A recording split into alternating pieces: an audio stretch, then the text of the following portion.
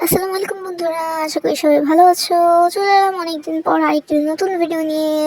তো আজকে আমরা রান্না করতে যাচ্ছি চিকেন কারি। তো মাঝখানে আমি একটু অসুস্থ হওয়ায় নতুন ভিডিও দিতে পারিনি, তার জন্য সবাইকে অনেক দুঃখিত।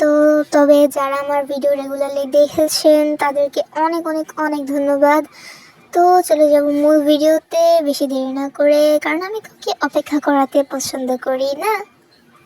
তো চিকেন কারিটা রান্না করার জন্য আমরা প্রথমে চিকেনগুলোকে ভালোভাবে কেটে ধুয়ে নিয়েছি। দেন এর মধ্যে এক এক করে মশলা উপকরণ যেমন আদা বাটা, পেঁয়াজ বাটা, হলুদ গুঁড়ো, মরিচ গুঁড়ো এবং জিরে ধনে গরম মশলার গুঁড়ো এবং লবণ, তেল এগুলো মিক্সড করে দিয়ে দেন এগুলোকে ভালোভাবে মাখিয়ে নেব।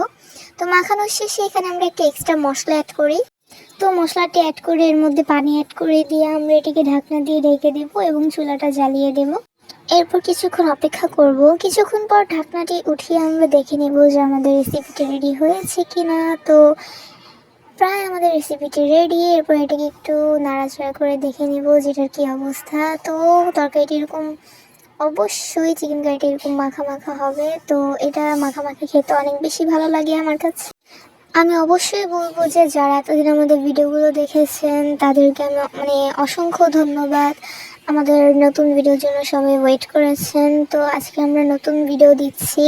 ভিডিওটি যদি ভালো লেগে থাকে সবাই অবশ্যই লাইক করবেন এবং চ্যানেলটিকে সাবস্ক্রাইব করে দিয়ে আমাদের পাশে থাকবেন।